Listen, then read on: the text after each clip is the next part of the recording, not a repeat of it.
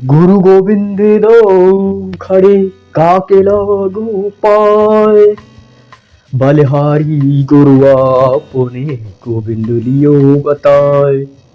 नमस्कार दोस्तों, सुप्रभात दोस्तों। जैसा कि हम जानते हैं कि हम लगातार एक सीरीज बना रहे हैं और वो सीरीज हम बना रहे हैं इंटरव्यू पे, साक्षात्कार पे। तो पिछली वीडियोज में हमने साक्षात्कार के बारे में जानकारी जानते जानते ये जान लिया था कि साक्षात्कार की विशेषताएं, गुण क्या है, उसके प्रकार क्या है।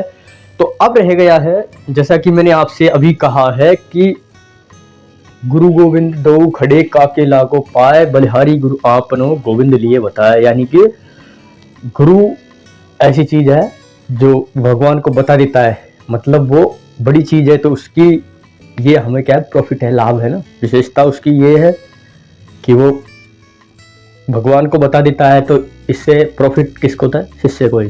तो आज हम इसके प्रॉफिट और हानियों, आप सोच रहे होंगे कि साक्षात्कार के भी क्या प्रॉफिट है, क्या हानि है। ऐसा नहीं है। इसके मतलब क्या नेगेटिव प्रभाव है और क्या पॉजिटिव प्रभाव है, ये जानेंगे आज हम। ठीक है, तो सबसे पहले दोस्तों बात कर लेते हैं साक्षात्कार के लाभ की, यानी कि लाभ इसके क्या क्या हैं। तो दोस्तों साक्षात्कार के लाभ क्या क्या रहेंगे, एक बार आप जान लीजिए।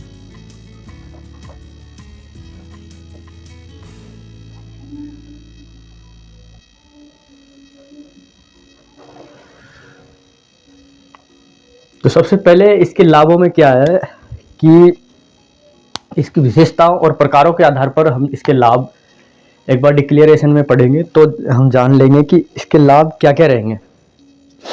यानी कि दोस्तों सबसे पहली बात तो यही है कि इंटरव्यू जो है उसमें कोई खास खर्चा नहीं आता है। इंटरव्यू में कोई खास खर्चा नहीं आता है, इसको कोई भी कर लेता है, इसीलिए ये प्रयोग में लाने में सरल है।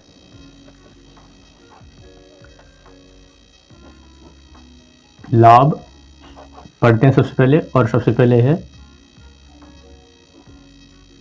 सरलता से प्रयोग में लाया जा सकता है।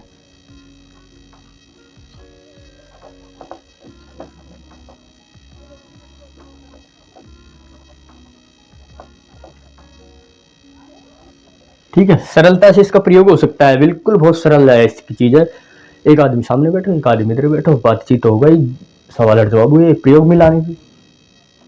दूसरी बात क्या है कि व्यक्तित्व की सबसे अच्छी परख इसी में होती है। मैंने आपको शुरू शुरू में यही बताया था, व्यक्तित्व की सबसे अच्छी परख,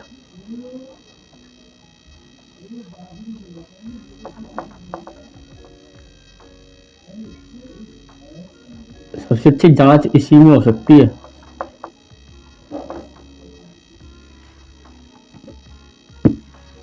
यानी कि व्यक्तित्व आदमी का, अगर किसी का चरित्र समझना हो हमको, तो उसका साक्षात्कार करना चाहिए, उसे ऐसे सवाल करने चाहिए साक्षात्कार में जो आते हैं। इसके क्या आते हैं साक्षात्कार में, आप जानते हैं, पहले ही पढ़ाया था। अभिवृद्धि,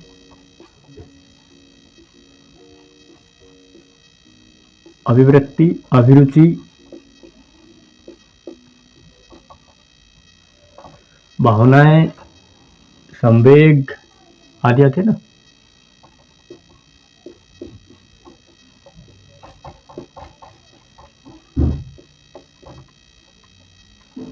दृष्टिकोण आते हैं इसमें,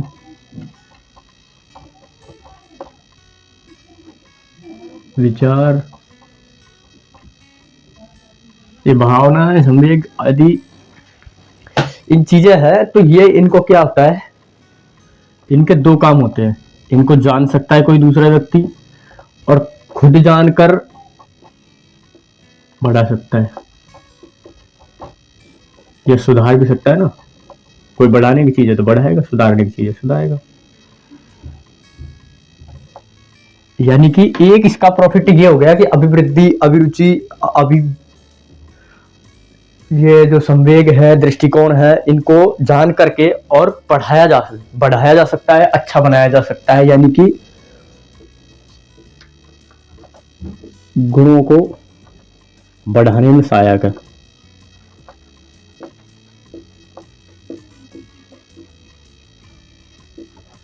ठीक है, व्यक्तित्व में सुधारा जा सकता है इसको।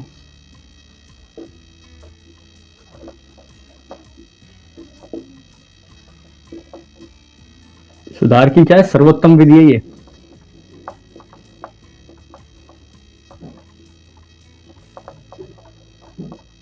व्यक्तित्व में सुधार की सर्वोत्तम विधि कहा जा सकता है किसको, इंटरव्यू को।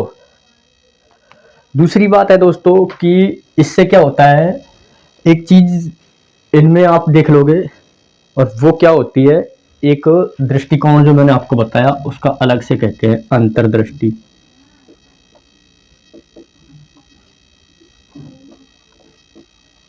यानी विशेष रुचि होती है ये, विकसित करने में सहायक होती है ये।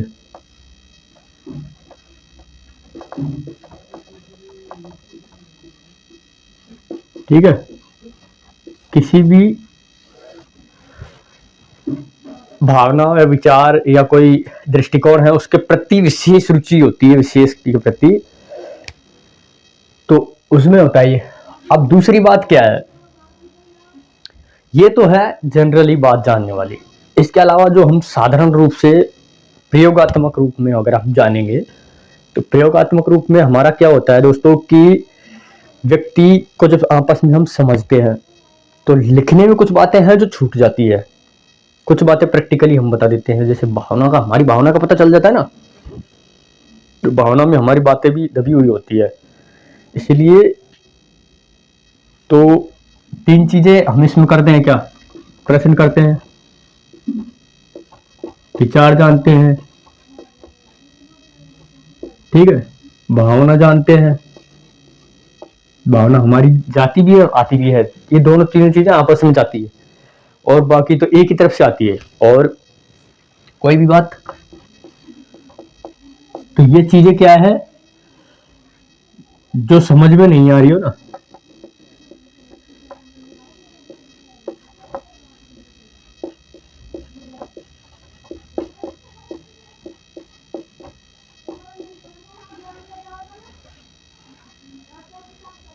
जो समझ में नहीं आ रही हो उनको क्या करना है,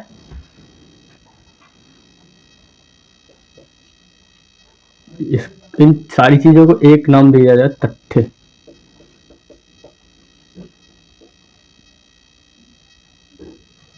आसानी से समझा जा सकता है इससे।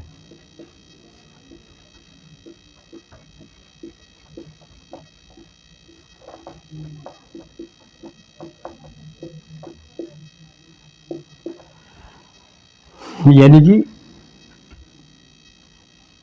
भावों को भी आसानी से समझा जा सकता है।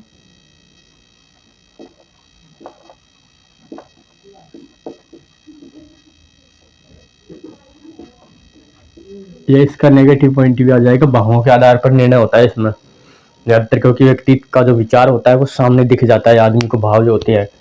अगर कोई व्यक्ति जानता है ना तो आपको बोलते बोलते लग जाएगा कि सर ये जानता है। तो इसमें क्या है कि कभी कभार क्या है, व्यक्ति अनिच्छा जाहिर करता है,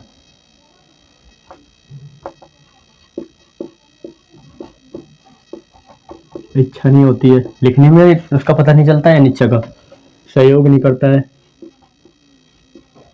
इंटरव्यू में ये बाधा है ना, अनिच्छा, असहयोग,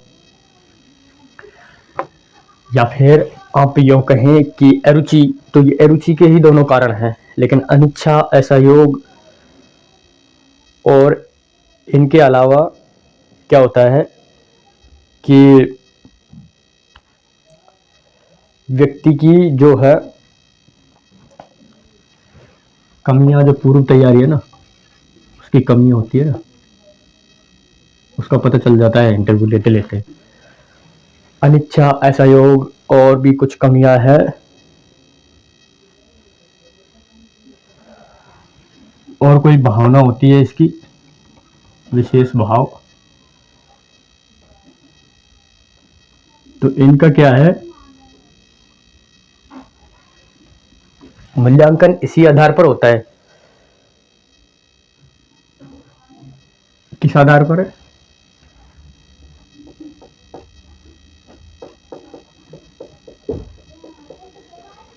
कि जो है अरुचि का पता चल जाता है।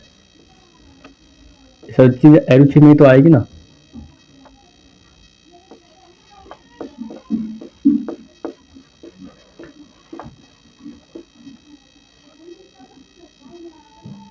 अरुचि का पता लगाकर निर्णय अच्छा आता है, उपयुक्त निर्णय आ जाता है ना अरुचि से।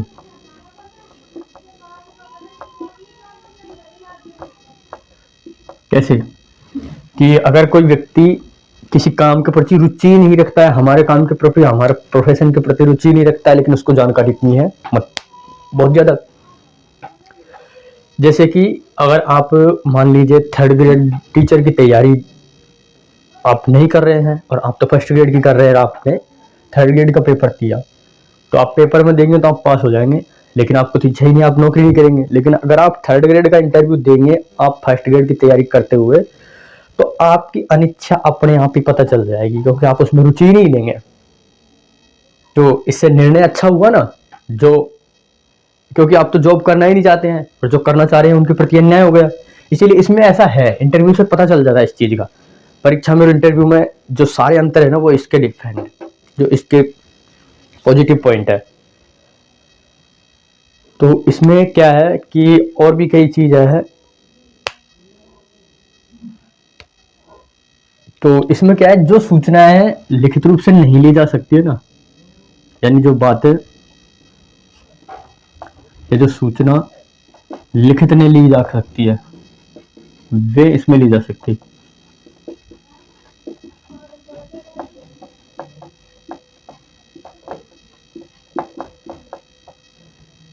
आसानी से ली जा सकती है ना, इसमें कोई दिक्कत नहीं है सूचनाओं का।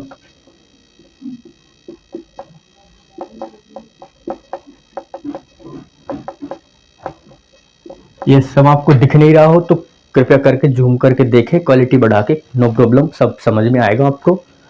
और मैं जो बोल रहा हूँ उस पर आप ध्यान दीजिए, यहाँ पे लिखे हुए से ज्यादा मैं जो बोल रहा हूँ उस पर ध्यान दीजिए आप। तो इसके अलावा क्या है कि बातचीत के दौरान वो अनिच्छा वगैरह वाली बात आ ही गई है, आपकी अवलोकन का पता चल जाता है, ढंग से अवलोकन हो जाता है। तो आत्मनिष्ठा के कारण क्या है,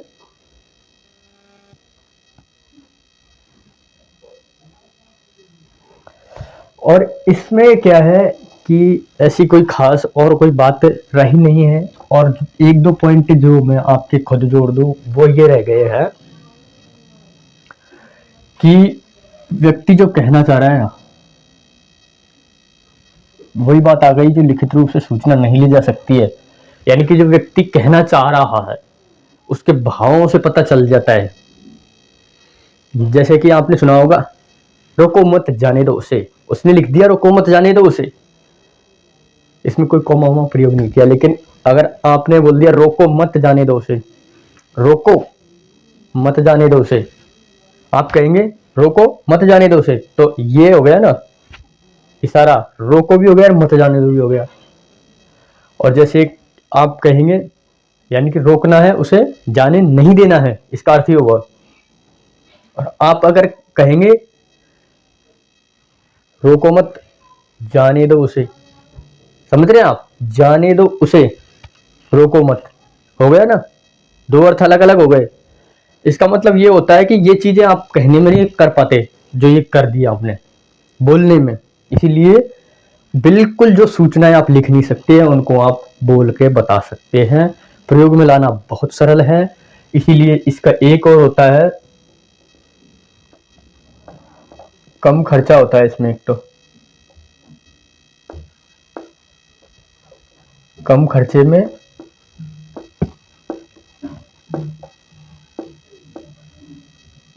अधिक सफलता होती है, मतलब अधिक कार्य होता है।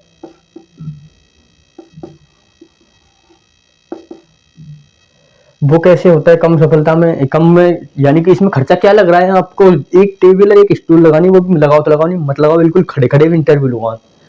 अगर आप परीक्षा लेते हैं तो आपका कागज का खर्चा, पेन का खर्चा, आप एक इंटरव्यू परीक्षा लेने वाला बैठाएंगे या सिर्फ एक ही व्यक्ति बैठना है, देने वाला और एक ही व्यक्ति लेने वाला, नो प्रॉब्लम। सबसे कम खर्चा आता है इंटरव्यू में। और इंटरव्यू में क्या होता है कि एक होता है सुधार का मौका मिलता है हर काम में।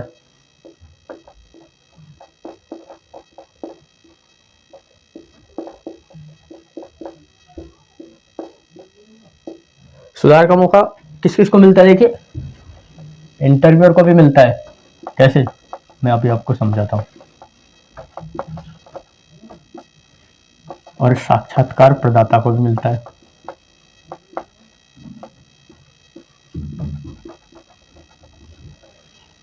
इसको कैसे मिलता है?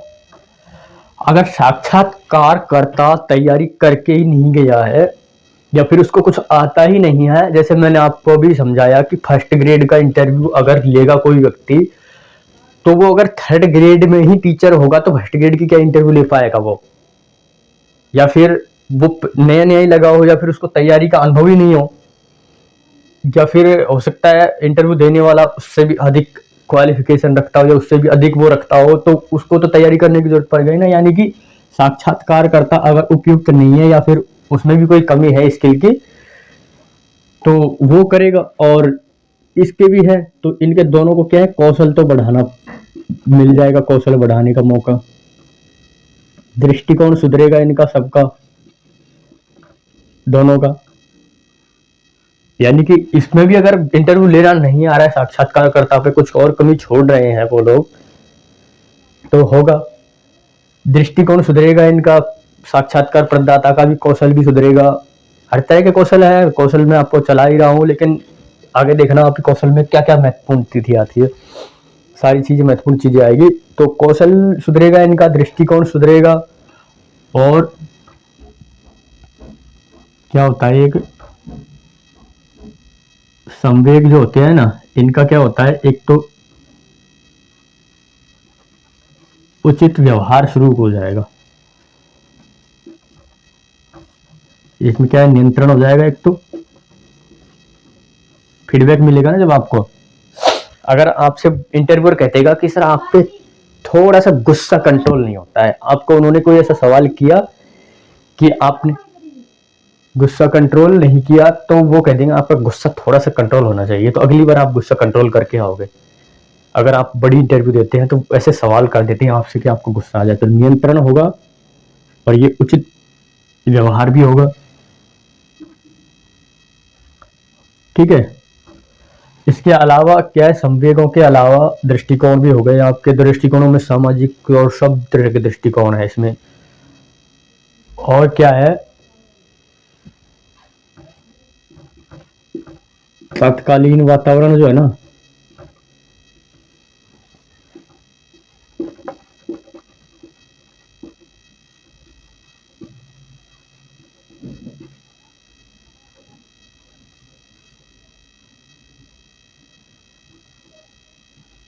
यानी इसके प्रति भाव और दृष्टिकोण आपका क्या होना चाहिए तत्कालीन वातावरण के प्रति, वो आपको ये समझाएंगे। कैसे? अगर उन्होंने पूछा कि सर प्रेजेंट में जो देश में बदलाव आते जा रहे हैं उनके बारे में आपके क्या विचार है, अगर आपने कोई नेगेटिव जवाब दिया तो वो कहेंगे सर नेगेटिव नहीं, पॉजिटिव भी आपको रखना चाहिए, दोनों तरफ से बराबर से आपको रखना चाहिए। इसीलिए तो आपको पता चल गया कि दोनों तरफ बराबर रखना चाहिए, तो दृष्टिकोण आपका सुधरा और तत्कालीन वातावरण के प्रति आपका जो रुझान है वो सकारात्मक हो और बिल्कुल एकदम से तीखी सोचो। तो इसमें क्या है, वैज्ञानिकता बढ़ेगी आपकी। वैज्ञानिकता एक दृष्टिकोण ही होता है जिससे ये होता है कि व्यक्ति हर बात में एक सटीकता और तथ्य पे विश्वास करता है, ऐसे किसी की मतलब बनी बनाई परंपरा या फिर कोई अंधविश्वास पे विश्वास नहीं करता है। वैज्ञानिकता का ये मतलब होता है। ठीक है दोस्तों, इसके अलावा ये इनमें सुधार का मौका मिलता है अगर आपको फीडबैक कोई देता है तो इन चीजों में सुधार के अलावा अगर आप इसमें इंटरव्यू से क्या है कि व्यक्ति का जीवन पूरा जुड़ा हुआ है, जीवन से जुड़ी परिस्थितियों में भी इसका प्रयोग होता है।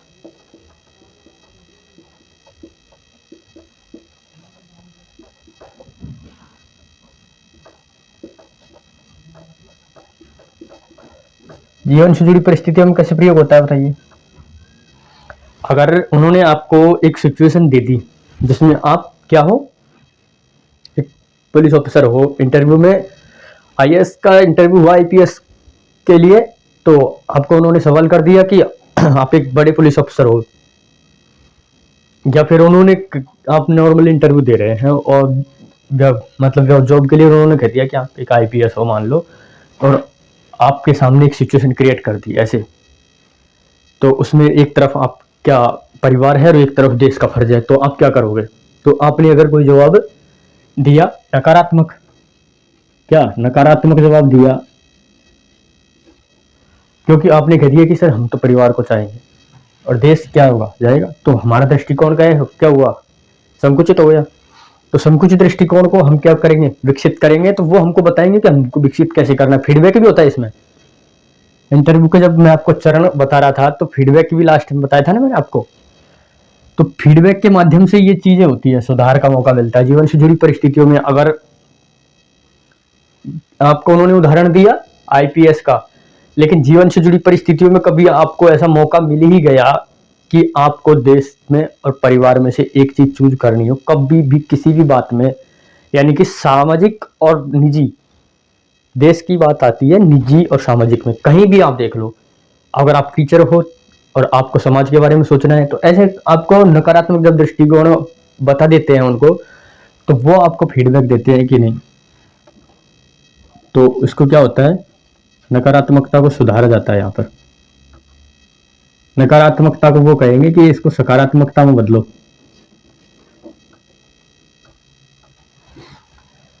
तो प्रयोग परिस्थितियों में ऐसे प्रयोग होते हैं। इसमें इसके अलावा क्या है कि नई खोज और समस्या समाधान, मैंने आपको बताया ना, समस्या समाधान अपने आप में एक वो है और इसमें अपने आप में एक इंटरव्यू जुड़ा हुआ है। तो समस्या समाधान में जो क्या है,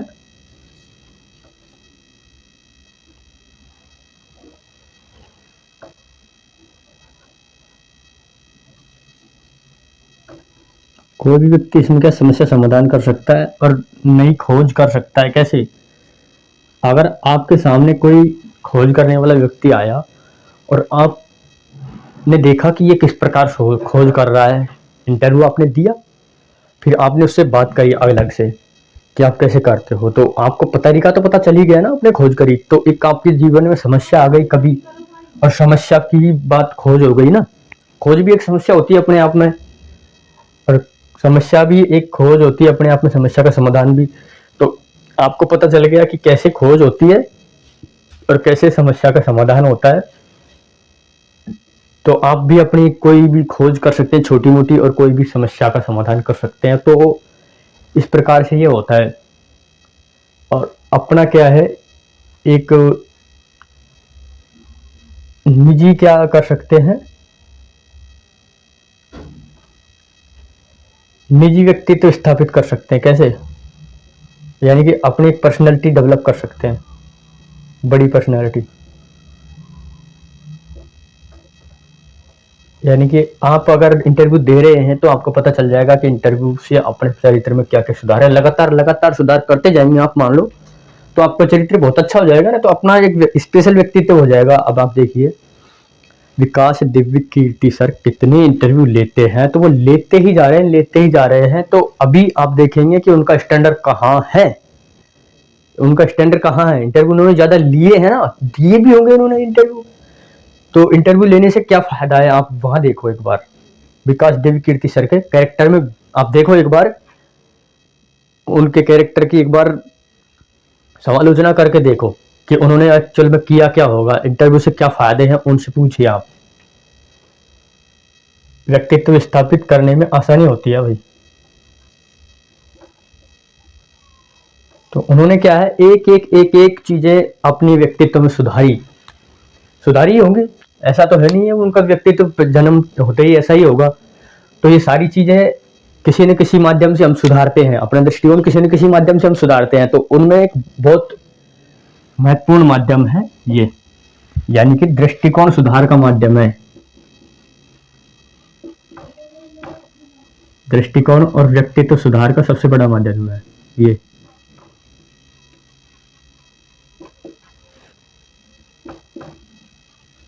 सबसे बड़ा और सुलभ माध्यम है। सुलभ का मतलब जानते हैं ना आप? सुलभ माध्यम कौन है? साक्षात्कार। ये आप लाइन गौर कर लीजिए। दृष्टिकोण, व्यक्तित्व और अपना क्या है, व्यवहार, जो सुधारने का सबसे बड़ा दृष्टिकोण ही व्यक्तित्व में भी आता है, इसलिए आप व्यक्तित्व सुधार का सबसे बड़ा और सबसे सुलभ, सबसे सस्ता, सबसे अच्छा माध्यम है साक्षात्कार। एक बार इनको आप वापस देख लीजिए कि हमने एक्चुअल में पढ़ा क्या क्या है, क्या क्या पढ़ लिया हमने। देखिए इसमें क्या है, सरलता से प्रयोग आता है, ये तो सब जानते हैं, कम खर्चे में और सरलता से प्रयोग में आता है। कम खर्चे में और सरलता से प्रयोग में आने वाली सबसे बड़ी विधि है ये। व्यक्तित्व की सबसे अच्छी विधि है ये भी। मोस्ट लाइन तो सबसे मोस्ट लाइन यही है। व्यक्तित्व की सबसे अच्छी जांच इसमें की जा सकती है, व्यक्तित्व को सुधारा जा सकता है, गुणों को बढ़ाया जा सकता है। व्यक्तित्व में सुधार का सर्वोत्तम साधन है ये, सर्वोत्तम विधि है, ठीक है। इसमें क्या है, व्यक्तित्व कैसे सुधारा जा सकता है? अभिवृद्धि से, अभिरुचि से, अभिवृत्ति से। अभिवृद्धि और अभिवृत्ति अलग अलग है, तो अभिवृद्धि भी आपको मैं समझा दूंगा एक दिन। संवेग, भावना, दृष्टिकोण, विचार। अब मैं आपको कह रहा था कि टेक्निकल शब्द मैं आपको समझाते जाऊंगा, उनमें एक दिन अभिवृत्ति शायद समझा दिया था आपको, लेकिन फिर भी समझा दूंगा। अभिवृद्धि और अभिवृत्ति में अंतर आपको समझाना बाकी रह गया, और अभिरुचि समझा दूंगा। संवेग, भावनाएं, ये तो आप जानते ही हैं। दृष्टिकोण उस दिन मैंने आपको समझा ही दिया था। तो क्या है, प्रश्न, विचार, भावनाएं और बात आदि जो कुछ समझ में नहीं आती है लिखने से, उनको आपका आसानी से समझा देता है इंटरव्यू। अंतर्दृष्टि विकसित होती है। अंतर्दृष्टि का मतलब विशेष दृष्टिकोण हो जाता है हर चीज के प्रति। दृष्टिकोण का दूसरा नाम अंतर्दृष्टि कह सकते हैं, लेकिन दृष्टिकोण से भी एक अंदर की चीज है अंतर्दृष्टि। तथ्यों में आसानी आती है समझने में। कैसे? प्रश्न, विचार, भावना, बातचीत में आदि सभी चीज में समझ में इससे आ जाता है। तथ्यों से आसानी से समझा जा सकता है तथ्यों को। बिल्कुल वही बात आ गई, ये दोनों एक ही है। अब क्या है कि अगर आप इंटरव्यू ले रहे हैं तो कोई व्यक्ति रुचि ले रहा है, नहीं ले रहा है, वो इंटरव्यू में कितना जानकार है, कितना वो इंटरव्यू के बारे में जानता है, कितना हम जो टॉपिक उसको दे रहे हैं उसके बारे में क्या जानता है, हमारे जॉब में इंटरेस्टेड है कि नहीं है हमारे काम में। तो उनकी क्या है, अरुचि का पता चल जाता है, और अरुचि का पता लगाने से इसका निर्णय हो जाता है। अरुचि का कैसे पता चलता है? अनिच्छा हो जाती है व्यक्ति की, असहयोग करता है, यानी कि सहयोग नहीं करता है, हम बोल रहे हैं वो सुन ही नहीं रहा है, ऐसे बात मुंह करके बैठा है, तो अनिच्छा का पता चल जाता है, कमी का, भावों का। इससे क्या है कि हमारा क्या है, उसमें अरुचि का पता चल जाता है, सामने वाले व्यक्ति का, लेने वाले का और देने वाले का, दोनों का। अगर आपकी इंटरव्यू कोई ले रहा है और वो अरुचि दिखा रहा है, इसका मतलब उसने या तो पहले कैंडिडेट सेलेक्ट कर लिए या फिर आपके इंटरव्यू में उसको कोई रुचि नहीं है। तो कम खर्चे में अधिक सफलता मिल जाती है। बिल्कुल सही बात है, कम खर्चे में अधिक सफलता मिलती है ना। इसमें क्या लगता है, 2 व्यक्तियों की जरूरत होती है बस। टेबल कुर्सी भी रखो तो रखो, नहीं मत रखो। प्रोफेशनल इंटरव्यू में रखा जाता है टेबल कुर्सी, तो अन्यथा खोज आदि के इंटरव्यू जो होते हैं ना, उनमें तो ये भी चीज नहीं रखी जाती, वो आपको पूछते हैं, लिख के ले जाते हैं बस। सुधार का मौका मिलता है, बिल्कुल सही बात है, इंटरव्यूअर को सबको सुधार का मौका मिलता है। और इसमें क्या है कि फीडबैक क्या होता है, तुरंत मिलता है।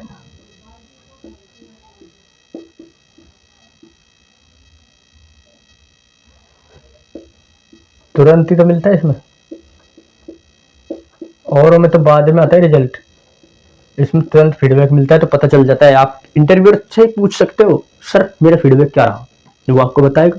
क्या मौका आपने गंवाया है, क्या आपने गलती करी है। जीवन में जुड़ी परिस्थितियों में प्रयोग में ला सकते हैं। कैसे हम अगर नकारात्मकता में जवाब दे रहे हैं तो उसमें सुधार आएगा, सकारात्मकता में हमको जवाब देना है वो सिखाएंगे। और भी कहीं बात आ रही है तो जीवन से जुड़ी परिस्थितियों में हमको वो बताएंगे। नई खोज समाधान समस्या में ये बहुत काम में आता है और व्यक्तित्व स्थापित हो सकता है। अपना एक पर्सनल और प्रोफेशनल ऐसा हो जाता है व्यक्तित्व कि आपको लोग जानने लग जाते हैं आसानी से। इन्हीं के साथ में जो इसके लाभ हैं वो खत्म होते हैं। अब जानेंगे इसकी हानियां। तो आज की बात था, अभी तक धन्यवाद।